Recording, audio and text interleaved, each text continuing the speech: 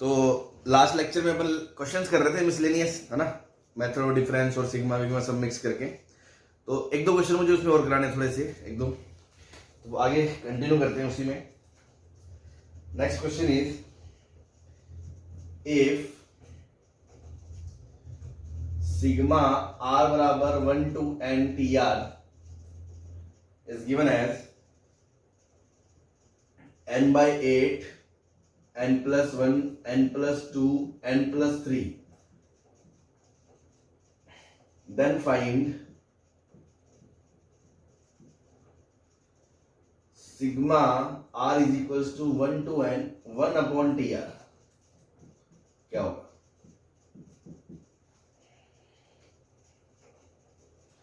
हाँ जी, ठीक है, समझ गए आप क्या पूछा है? आपको बेसिकली दिया है कि T1 plus T2 plus Tn, ऐसे ये गिवन है आपको।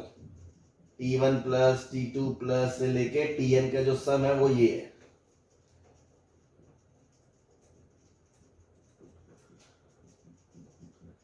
और आपसे पूछा क्या है? 1 upon T1 plus 1 upon T2 plus से लेके 1 अपॉन Tn। तो कुछ लोग सोचते हैं इसको उल्टा कर दें, ऐसा थोड़ी होगा भाई। सम का उल्टा करने से उल्टी वाली टर्म्स का सम थोड़ी आ जाएगा। Yes sir. भाई a प्लस बी प्लस 6 है, तो 1 upon a plus 1 upon B 1 plus 1 upon C 1 upon 6 थोड़ी होता है भाई। ये कोई लॉजिक नहीं है। तो अब आप दिमाग लगाएं क्या करना है इसमें।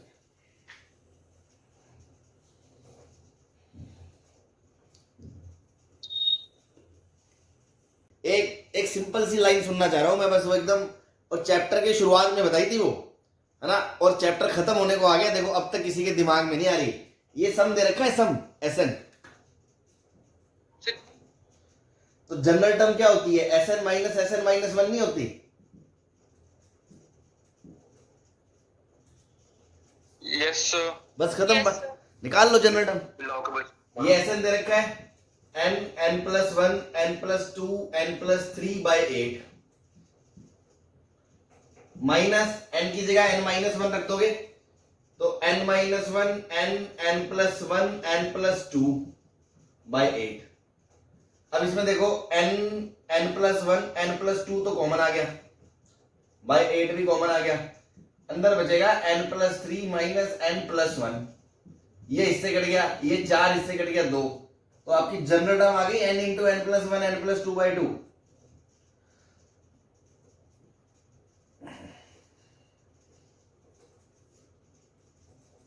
बोलो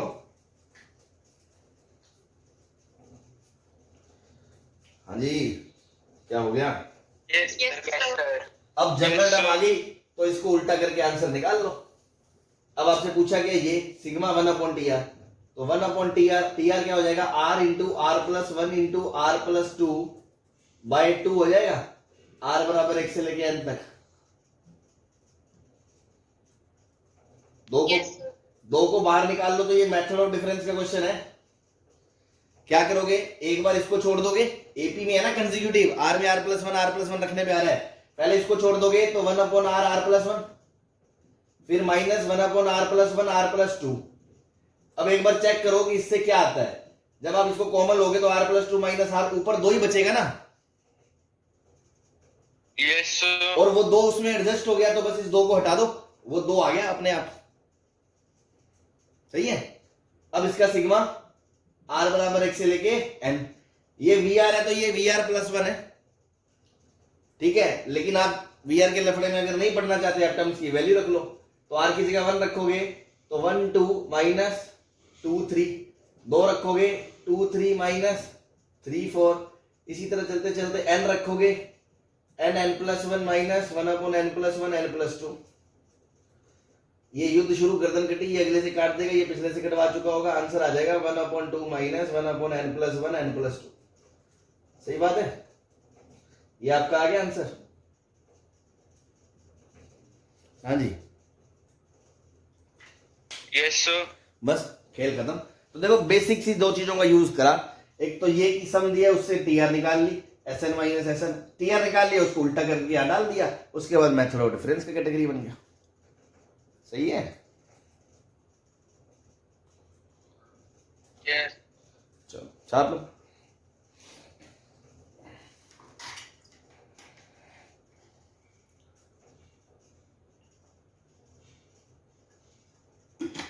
छाप लीजिए सर। अभी मिटा दें इसे। Yes sir. यस चलो नेक्स्ट जो क्वेश्चन है ना वो तो सुपर शिकारी है ना। गरीब आदमी को नहीं भी समझ में छोड़ सकता है ना, थोड़ा सा एक एक्स्ट्रा एज के लिए अपन उसको कर रहे हैं, नॉलेज के लिए। Question is 1/1 into 3 plus 2/1 into 3 into 5 plus 3/1/3 into 5 into 7, इस तरह अप टू n टर्म्स। कोई मुझे जनरल टर्म बता दे इसके।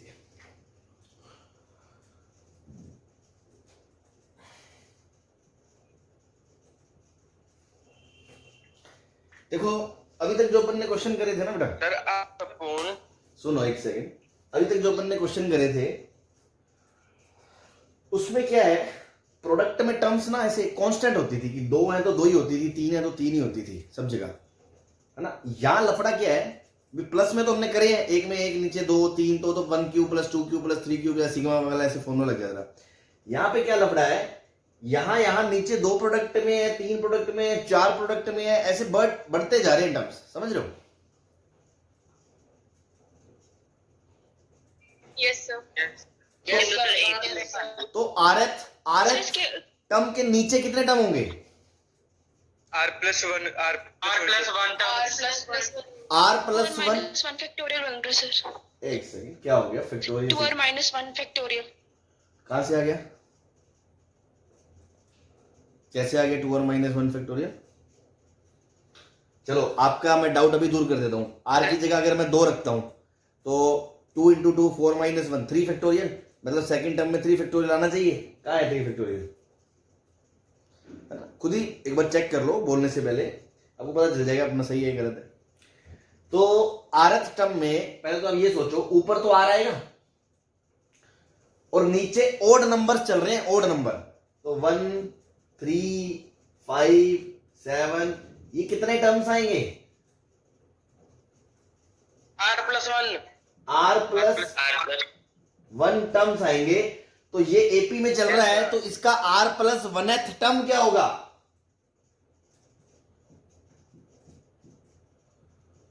दो का गैप है,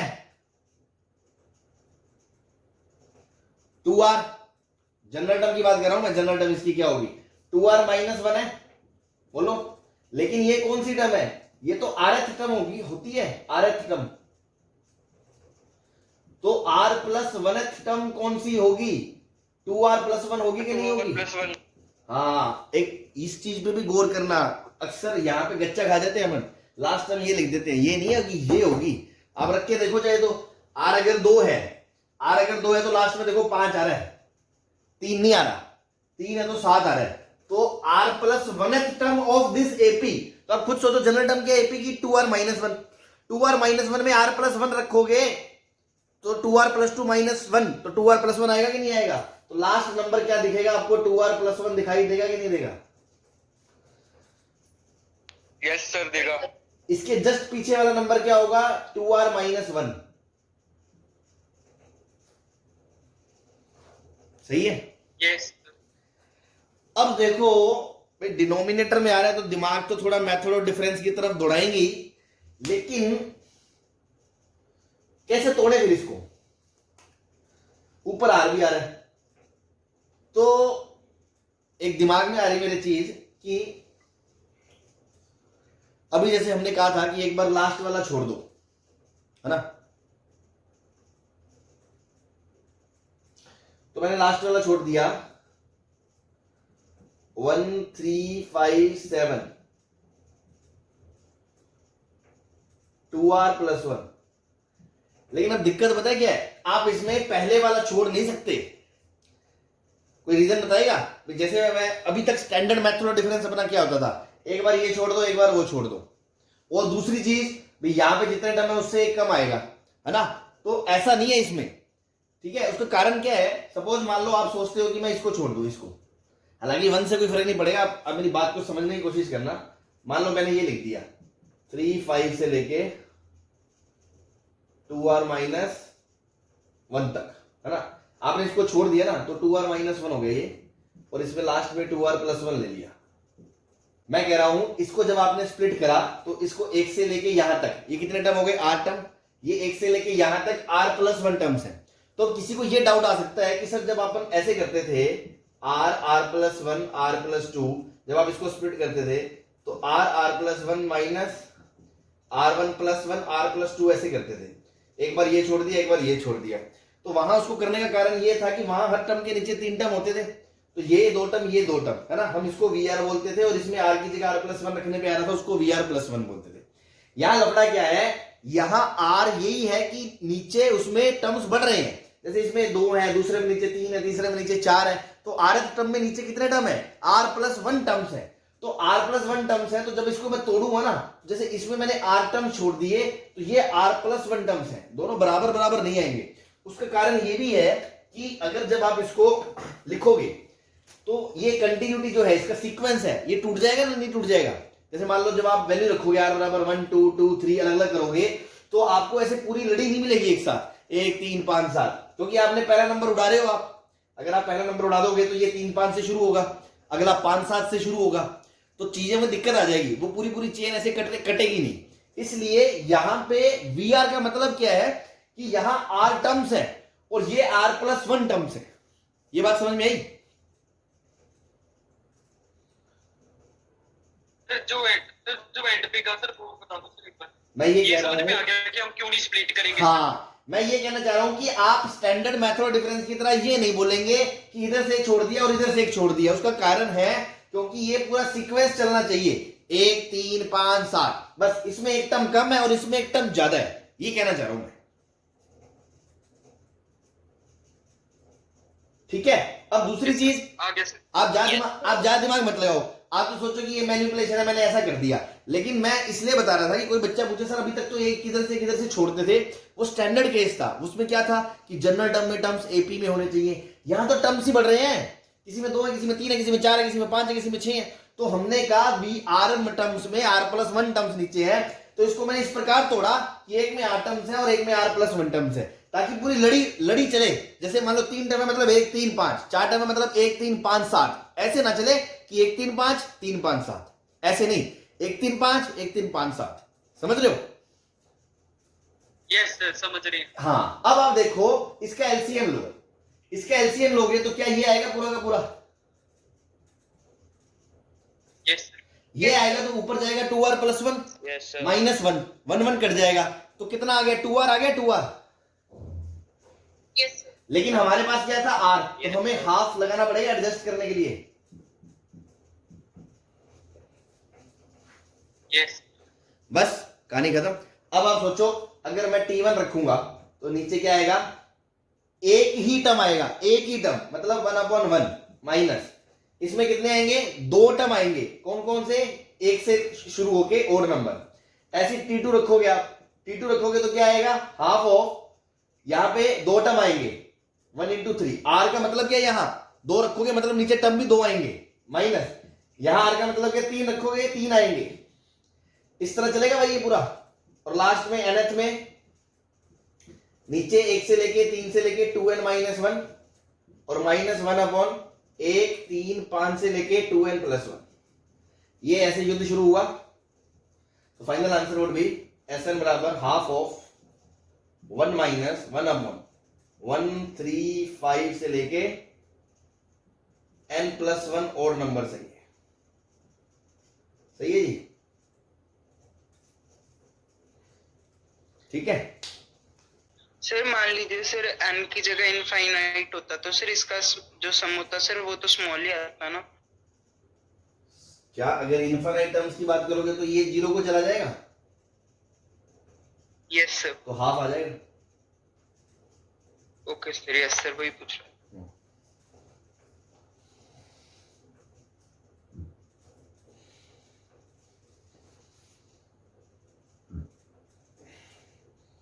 एक मिनट छाप ले सर।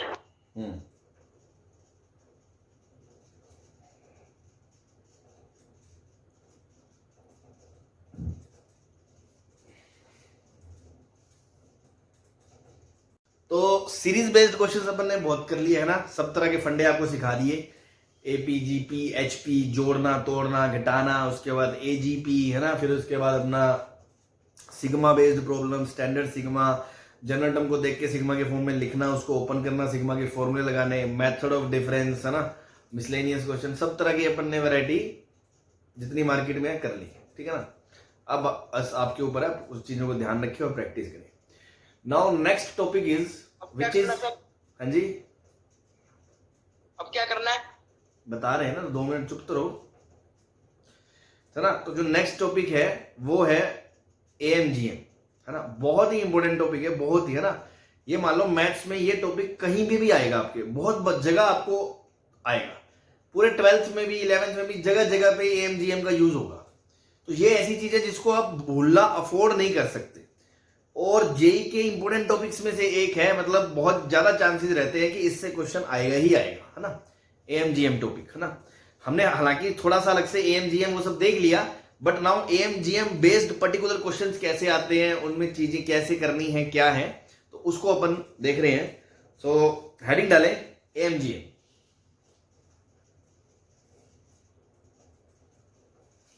है ना। अब आप एचएम नहीं बोल रहे, एचएम भी बोल देंगे, बट जो पॉपुलर है ना, जिसकी ज्यादा पॉपुलैरिटी है वो एएमजीएम की है। हालांकि एचएम भी है लिस्ट में, ऐसा नहीं है, लेकिन बस जो मतलब कहते हैं ना, दिखता है वो बिकता है, वो वाली बात है। एएमजीएम का नाम ज्यादा है तो अपन हेडिंग एएमजीएम डाल दें। हाँ जी, तो एएमजीएम में हमें क्या पढ़ना है, जो हमें पढ़ना है, जो ध्यान देना है, उस पर बात करें। 4 2 पॉजिटिव क्वांटिटीज, इस पे ध्यान देना, अंडरलाइन कर लेना, अंडरलाइन पॉजिटिव क्वांटिटीज, ठीक है ना। 2 क्वांटिटी है तो वो पॉजिटिव है तभी बात कर रहे हैं, अदरवाइज हम ऐसी कोई बात नहीं कर रहे।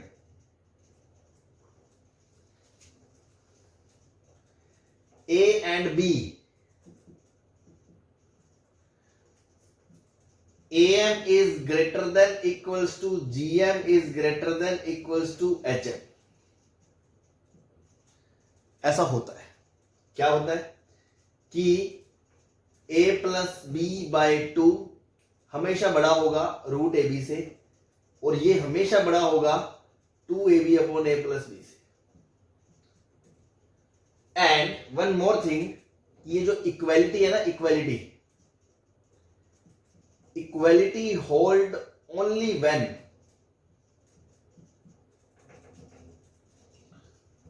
only if numbers are equal, that is a बराबर b होगा तभी am बराबर gm बराबर hm होगा, अदरवाइज am हमेशा gm से बड़ा होगा, gm हमेशा hm से बड़ा होगा। क्या ये बात खोपड़ी में उतर गई? Yes sir. अब इसका प्रूफ देख लेते हैं। भाई सर ऐसा कैसे कह रहे हो आप? तो बहुत सिंपल सी बात है भाई, a प्लस बी ये जो है इसका प्रूफ यहां से लो, 2 को मैं उधर भेज दूं तो 2ab इसके बराबर होगा इधर। इस चीज को अगर मैं इधर ले आऊं तो क्या इसको मैं लिख सकता हूं a plus B minus 2 root A B greater than 0।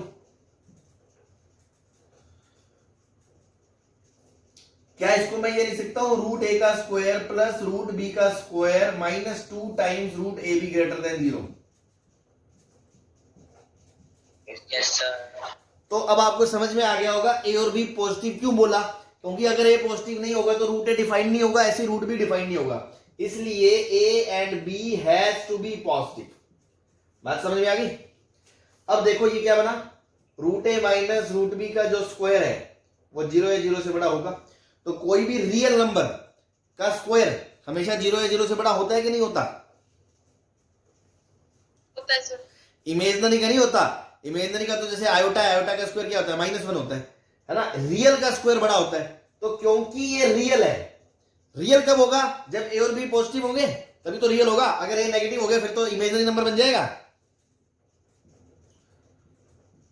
Yes तो क्योंकि A and B are positive, because if a and b are positive then this is true, then this is true always, ठीक है ना। तो बस इसीलिए हमने कहा क्योंकि ये हमेशा ट्रू है तो ये हमेशा ट्रू है तो ये हमेशा ट्रू है तो ये हमेशा ट्रू है तो ये हमेशा ट्रू है। लेकिन ये ट्रू सारी कहानी किसके आधार पे है? अगर ए और बी क्या है? पॉजिटिव है। तो अब हमने उल्टा पढ़ दिया इस स्टेटमेंट को कि अगर ए और बी पॉजिटिव है तो ए हमेशा जीएम से बड़ा होता है और जीएम हमेशा एचएम से बड़ा होता है। क्या ये बात समझ में आ गई?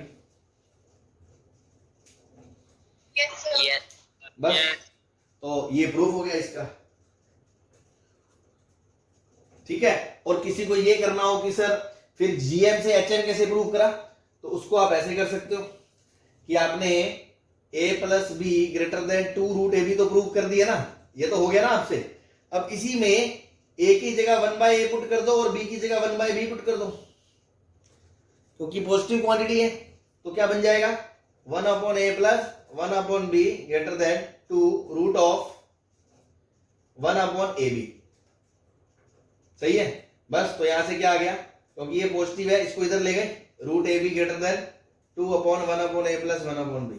तो क्या ये GM greater than HM prove हो गया? ठीक है। तो ये मैंने आपको प्रूफ बता दिया, ये आपको लॉजिक बता दिया कि ये तभी ट्रू क्यों है जब ए और बी पॉजिटिव है। अदरवाइज आप इस स्टेटमेंट को हमेशा ट्रू नहीं बोल सकते, तो इसको हमेशा ट्रू नहीं बोल सकते। तो इसको हमेशा ट्रू आंख बंद करके तभी बोल सकते हो जब ए और बी पॉजिटिव है। दूसरी चीज, इक्वालिटी होल्ड मतलब ये बराबर तभी होंगे जब ए और बी बराबर होंगे। अब रख के देख लो, ए और भाई ये यहां पे इक्वालिटी कब होल्ड करेगी? जब यहां पे इक्वालिटी होल्ड करेगी। यहां इक्वालिटी कब होल्ड करेगी? जब यहां पे इक्वालिटी होल्ड करेगी। यहां इक्वालिटी कब होल्ड करेगी? जब यहां इक्वालिटी होल्ड करेगी, मतलब यहां इक्वालिटी होल्ड करेगी। तो ये बराबर 0 ओनली तभी तो होगा जब ए बराबर बी होगा।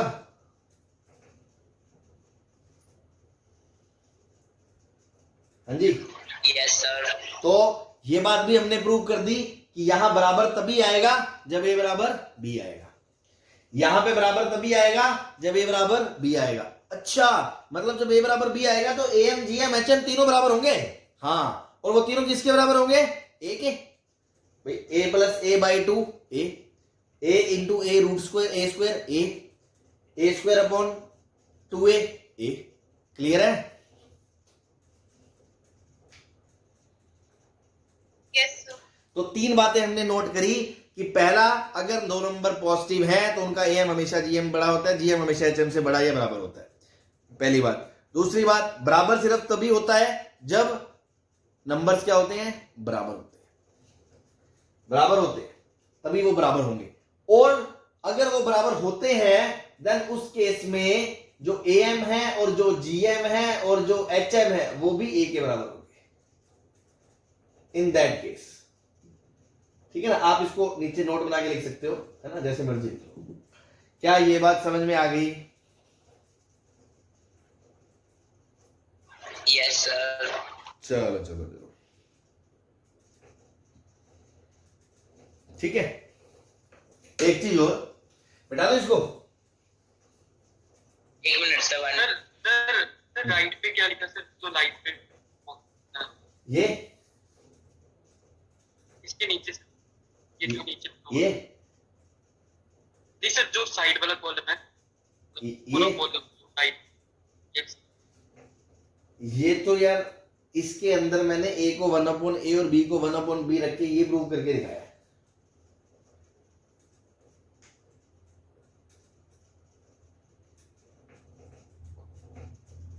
ठीक है?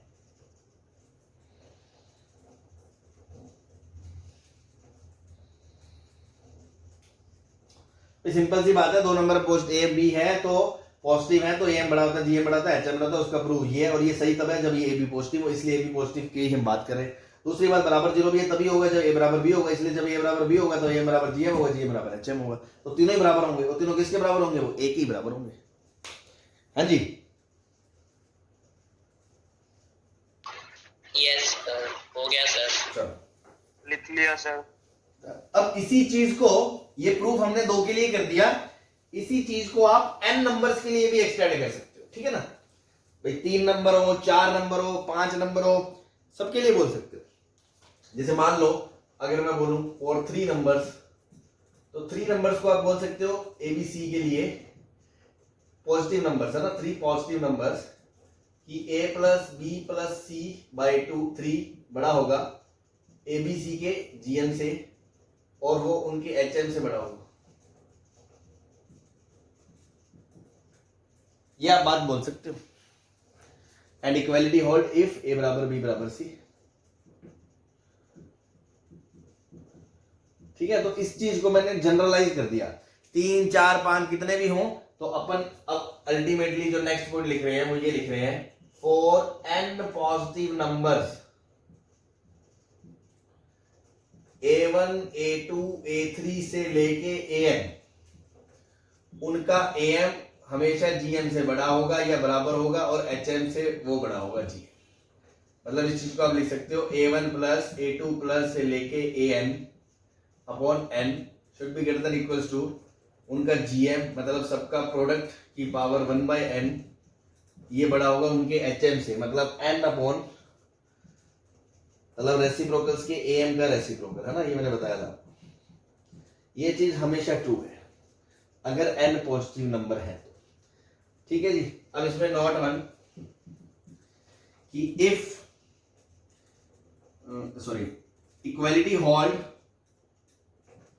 Equality hold at both side simultaneously at both places. Simul मतलब ऐसा नहीं है कि ये बराबर हो जाए और ये नहीं होगा, होंगे तो तीनों बराबर होंगे या होंगे ही नहीं। Equality hold at both places simultaneously if all numbers are equal. All numbers are equal है तभी होगा, दैट इज A1 बराबर A2 बराबर AN, तभी ये नंबर बराबर होंगे। मान लो इनको A बोल दिया मैंने, है ना, लेट से A बोल दिया। In that case not 2, in that case जो AM GM HM होंगे वो भी A के बराबर होंगे। ये बात समझ में आ रही है भाई? NA अपॉन NA, A की पावर N की पावर 1/n, A, ये भी 1 upon A 1 upon A, N upon A, N cut गया A, ये भी बराबर होंगे उस नंबर के, अगर तो सारे नंबर बराबर हुए तो। अदरवाइज ये बराबर होंगे ही नहीं, ये इससे हमेशा बड़ा होगा, ये इससे हमेशा बड़ा होगा। क्लियर है?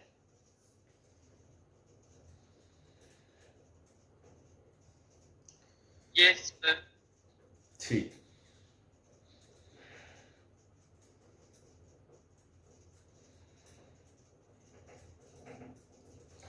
चलो सर हाँ जी सर ए के बाद क्या लिखा आपने नोट 1 में एंड पर? बेटा लेट लिखा था, लेट की, मान लो उसको A बोल दिया मैंने सब नंबर्स को।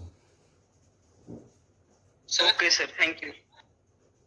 सर यहाँ पे सर वो प्रॉब्लम तो नहीं आएगी ना सर कि A 0 नहीं हो सकता, क्योंकि सर हमने पहले ही पॉजिटिव लिए हुए हैं। पॉजिटिव है तभी बात कर रहे हैं ना। Yes sir. हाँ, और 0 तो HP में वैसे ही कुछ नहीं होता, number defined A1 upon A, कैसे 0 लोगे तुम? Yes sir. पॉजिटिव मतलब 0 से बड़ा। ठीक है, बता दें? Yes sir. Yes sir. अब 2 नोट और ध्यान रखने हैं आपको, ठीक है, जो अक्सर जनता को नहीं पता रहता या ध्यान नहीं रहता। पहला तो इसका हिंट क्या है, हमें कैसे समझ में आएगा इसको यूज करना है AMGM को। कोई भी क्वेश्चन में मैं AMGM लगा सकता हूं ना, आगे जाके तुम देखना जो बच्चे भी ढंग से नहीं पढ़ेंगे पूरे मैथ्स में कहीं पे भी कोई कुछ चीज आएगी AMGM, तो सोचे अच्छा सर आपने AMGM कैसे सोच लिया, मतलब कोई और चैप्टर चल रहा है आज के 2 महीने बाद और मैंने कुछ AMGM लगा दिया, बोले अच्छा ये कहां से आ गया, ये तो तब पढ़ा था, है ना। तो ऐसा नहीं है ना, ये पूरे मैथ्स में काम आएगा। तो पहला जो हिंट है ना, नोट मान लो, नोट 3 मान लो, hint of applying AMGM।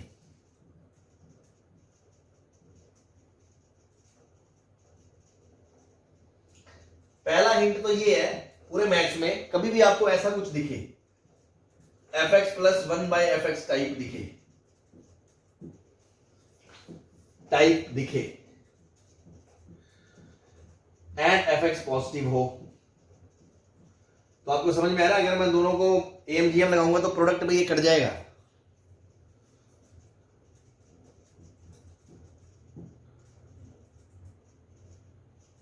Yes sir. तो think of AMGM।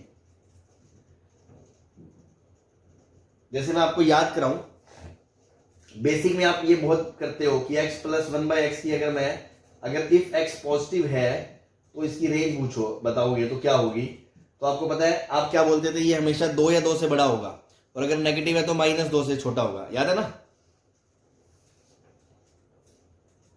Yes sir. लेकिन अब देखो इसका मैं आपको प्रूफ बता रहा हूं। अगर x नेगेटिव है उसको छोड़ो, वो बाद में सीख लेना, अभी पॉजिटिव के लिए बात कर रहे हैं। पॉजिटिव है तो क्या इसको देख के फील आ रही है AMGM की? Yes sir. तो AMGM लगाओगे तो x + 1/x/2 should be greater then x × 1/x का रूट। ये कट गया, 2 इधर आ गया, तो यहां से क्या पता चला, x + 1/x 2 या 2 से बड़ा होगा। यही तो हम वहां कहते थे।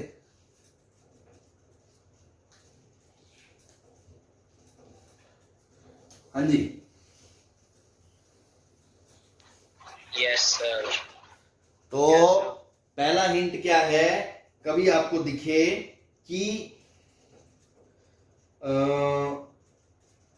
समथिंग प्लस समथिंग का रेसिप्रोकल है and that something is positive, then you can apply, you may apply AMGM, है ना? आपको सोचना चाहिए उस बारे में, तो ये दिमाग में बिठा के रखिए, ठीक है? दूसरा जो हिंट है वो ये है, if sum of number is given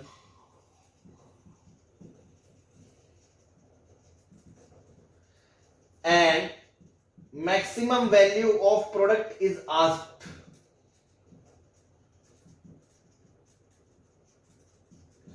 या फिर क्या होगा, product of number is given and minimum value of some is asked.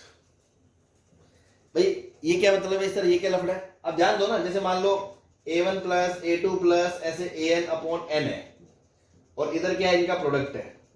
तो अगर मान लो आपको प्रोडक्ट दे दिया गया, जैसे यहाँ पे प्रोडक्ट पता कि कट के 1 हो जाएगा, तो यहां से सम की मिनिमम वैल्यू आएगी, this is greater than something something. तो मतलब क्वेश्चन में अगर मान लो कुछ चीजों का प्रोडक्ट देके बोले उनके सम की मिनिमम वैल्यू बताओ, तो आपको समझ में आ रहा है AMGM लगाने से ये कांस्टेंट आ जाएगा, ये इधर चला जाएगा, तो इसकी मिनिमम वैल्यू आ जाएगी। सही है? या प्रोडक्ट दे दिए, या फिर आपको क्या दे दिया जाए,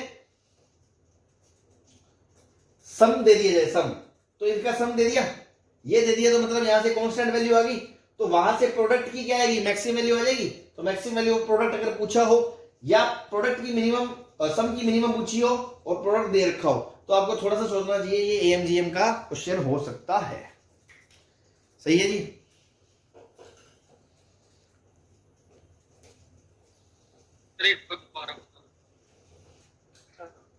इसमें क्या मंत्र पढ़ने हैं यार, मान ले भाई, ले 2 चीजें हैं, A + B/2 greater than AB।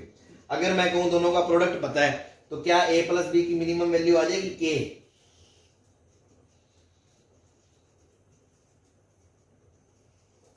Yes, आई जाएगी। और अगर मैं कहूं सम पता है प्रोडक्ट की, तो प्रोडक्ट की मैक्सिमम वैल्यू आ जाएगी कि समथिंग से लेस देन होगा ये भी। Yes sir. तो अगर सम देके प्रोडक्ट की मैक्सिमम पूछे या प्रोडक्ट देके सम की मिनिमम पूछे, तो AMGM सोचना है उसमें क्या है। ओके।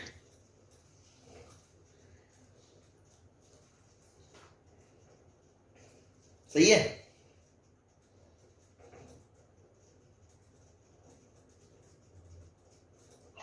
Yes, sir. सही है. यस। अब जो सबसे धांसू नोट है ना, जो 99% लोगों को नहीं पता होता है ना, या नहीं ध्यान देते हैं, बच्चों को बता रहा हूं मैं, आपको ही, आप भी अपने साथी मित्रों से, इवन इक्का दुक्का कुछ बच्चे तो आपको 12th टारगेट में भी मिल जाएंगे जिनको नहीं पता होता या नहीं ध्यान रखते, उसको बहुत जरूरी ध्यान रखना है अभी जो मैं लिखा रहा हूं, ठीक है ना? Next note is,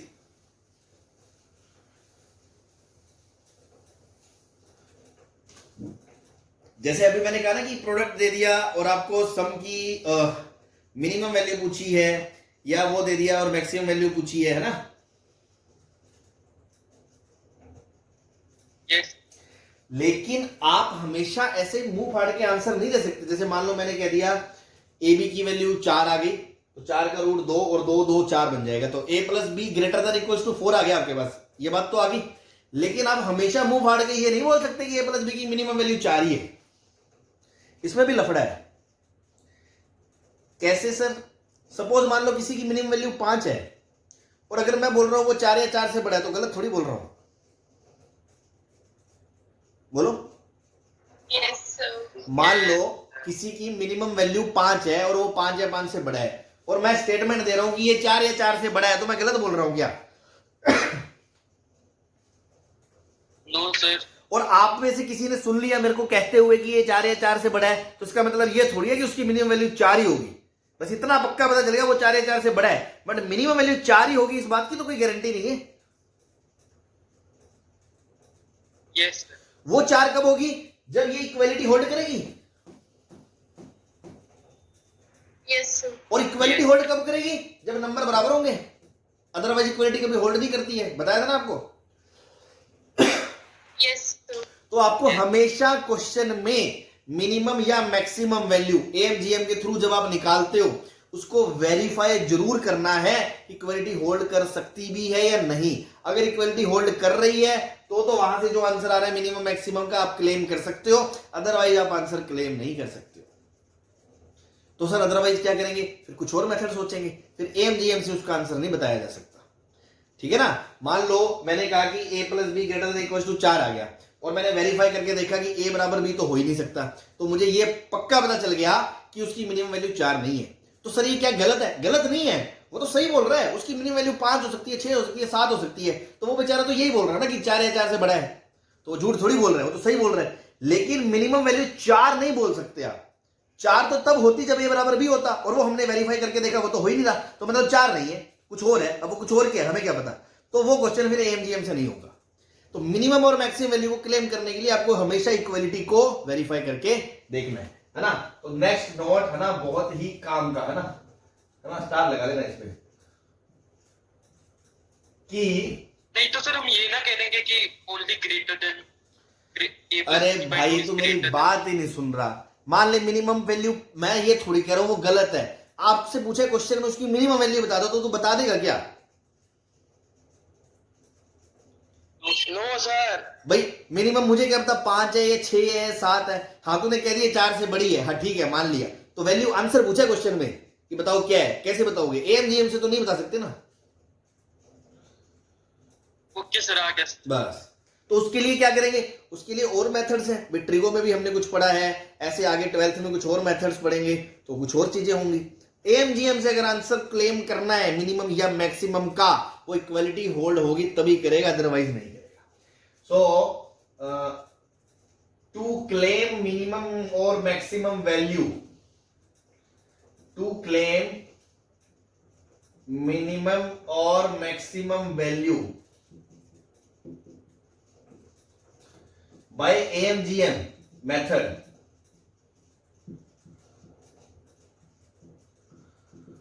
always verify that equality can hold or not.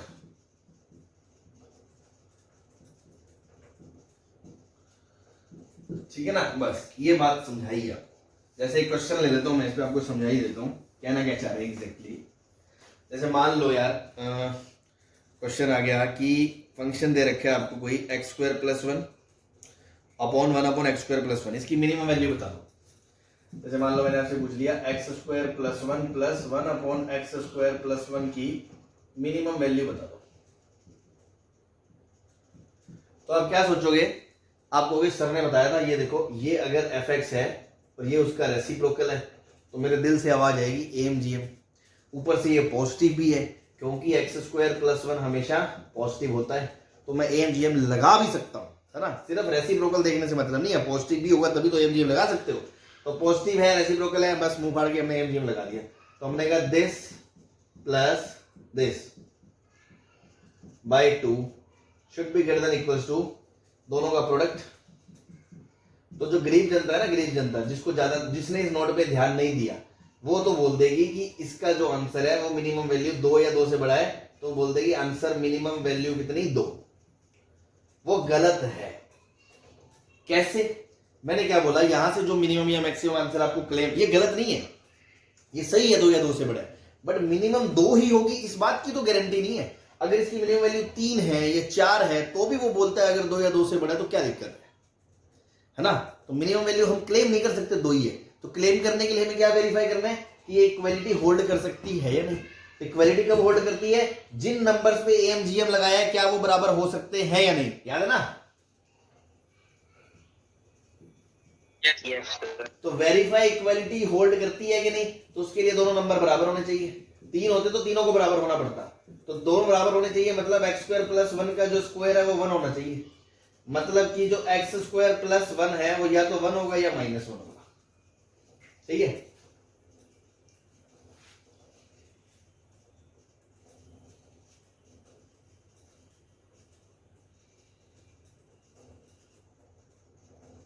बोलो।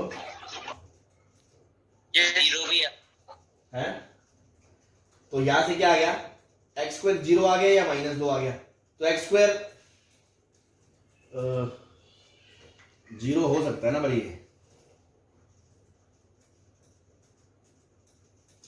मान लो क्वेश्चन में गिवन है 0 से बड़ा है ना? क्वेश्चन में गिवन है, गिवन x इज 0 से बड़ा। ठीक है, तो देखो यहां से क्या आया? x बराबर या तो 0 आएगा या एक्स स्क्वायर बराबर -2 आएगा। तो एक्स स्क्वायर बराबर -2 तो पॉसिबल नहीं है। नहीं। तो x बराबर 0 पॉसिबल है। हाँ, अगर x बराबर 0 क्वेश्चन में ये ना दिया होता कि x 0 से बड़ा है, मतलब x 0 हो सकता है, x 0 हो सकता है, तो ये दोनों बराबर हो सकते हैं, ये बराबर हो सकते हैं, मतलब ये इक्वलिटी होल्ड करेगी। तो आप बोलते हैं कि इसकी मिनिमम वैल्यू 2 है। लेकिन मैंने क्वेश्चन में क्या दे दिया कि x 0 से बड़ा है, मतलब x 0 तो है ही नहीं, ये है नहीं, ये हो नहीं सकता, मतलब ये इक्वलिटी होल्ड नहीं करेगी। तो इसकी मिनिमम वैल्यू आप 2 क्लेम नहीं कर सकते। तो मिनिमम वैल्यू क्या है हमें नहीं पता, अभी के लिए हमें नहीं पता। ठीक है जी,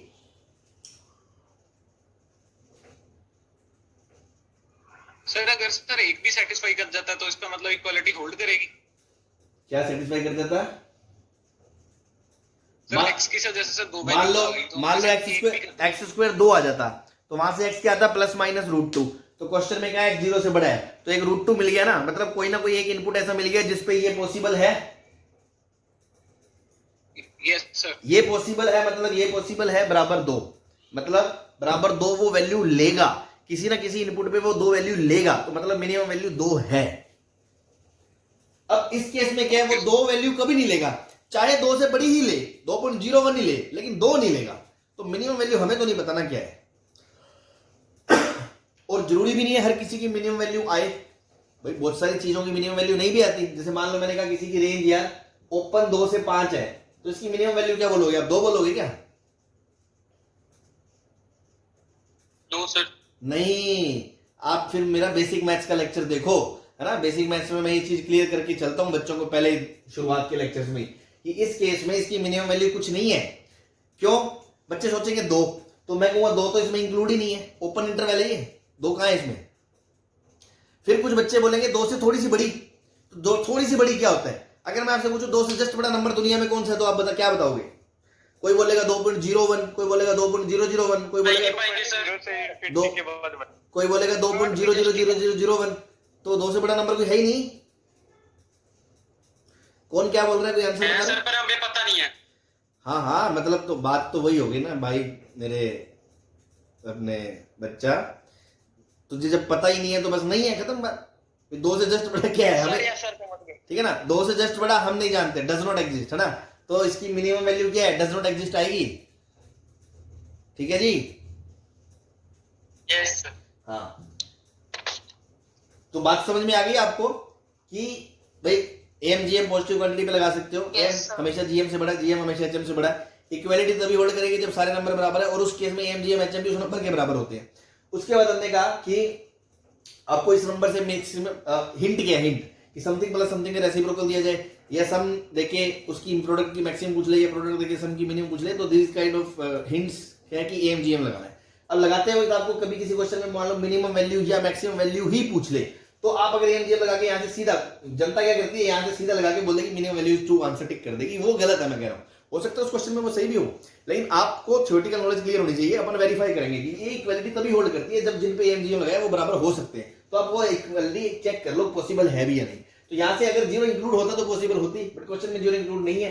-2 हो नहीं सकता x2, मतलब कोई ऐसा x नहीं है 0 से बड़ा जिसके लिए ये इक्वालिटी पॉसिबल हो, मतलब ये इक्वालिटी कभी पॉसिबल नहीं होगी, मतलब इसकी मिनिमम वैल्यू 2 नहीं होगी। इसके अलावा क्या होगी हमें नहीं पता, एम जीएम से नहीं बता सकते। क्लियर है?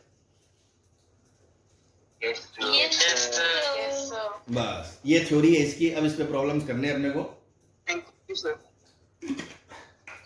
टाइम भी खत्म हो टाइम काफी हो गया तो सर। ठीक है, इस पे प्रॉब्लम्स अपन कल कर लेंगे। आज के लिए आप ये थ्योरी पढ़ लें और इस पे कल प्रॉब्लम्स करेंगे, ठीक है जी।